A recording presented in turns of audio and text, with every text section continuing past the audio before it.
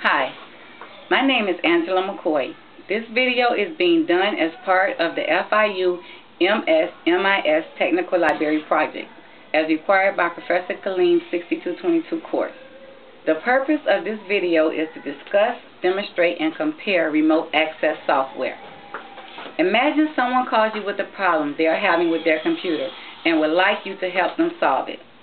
It would be nice if you could see their computer from where you are and you not having to leave your desk to help them. That is what remote access software will allow you to do. There are several remote access software applications like Go to My PC, Log Me In, Radmin.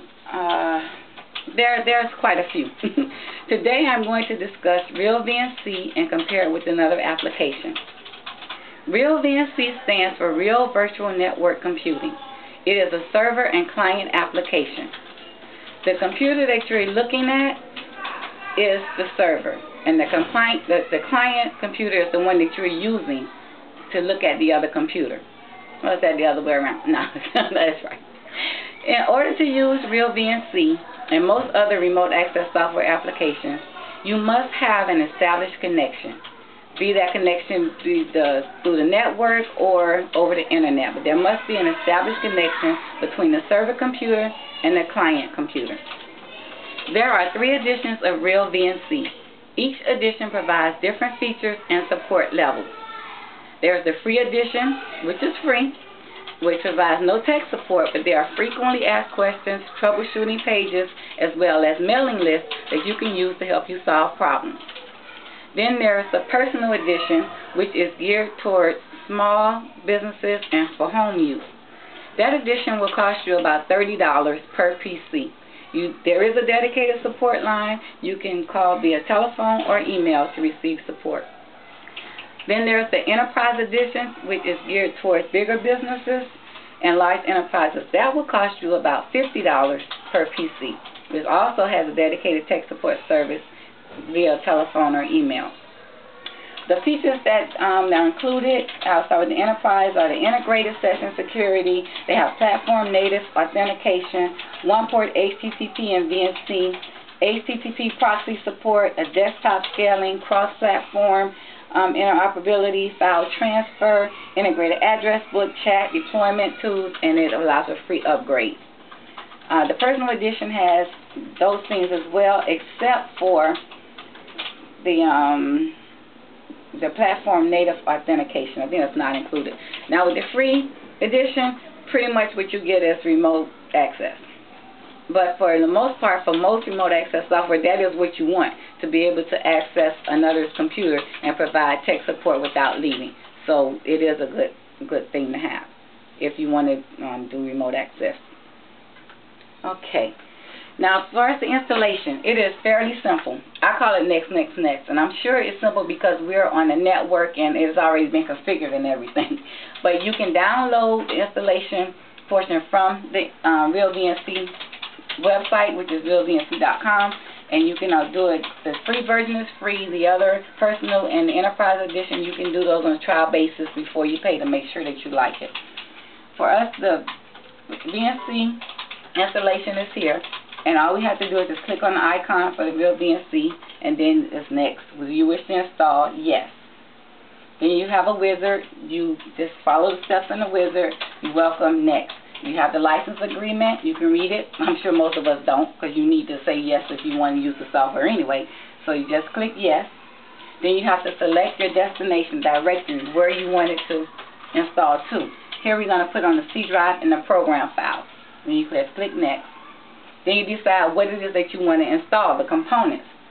For me, when I'm troubleshooting, I try to put on the server and the viewer because I never know which computer I'm at or where I'm going to be, so I can use either one as I need them, or both. Okay, and then you select your Start Menu folder, and we're going to put that there on RealVNC. It's going to Start folder. Next, you select the task. You can create the desktop icon for the viewer, the quick launch icon, the server. You can have it start up as system service. If you do that, as soon as you turn on the computer, RealVNC is also automatically comes up as well. Ready to install. It just reviews what you already selected. Then you click install.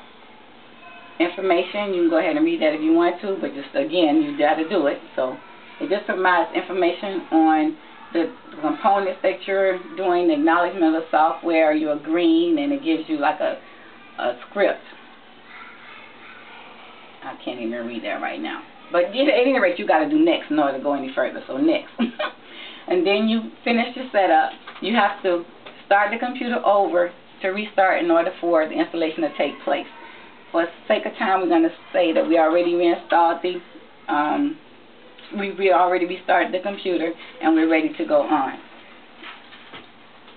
You have to perform this installation on your computer as well as the other computer that you'll be using. Okay, RealVNC server. Not what I want. Before you can, on the other side of the computer that you need to get access to, you have to give a password in order to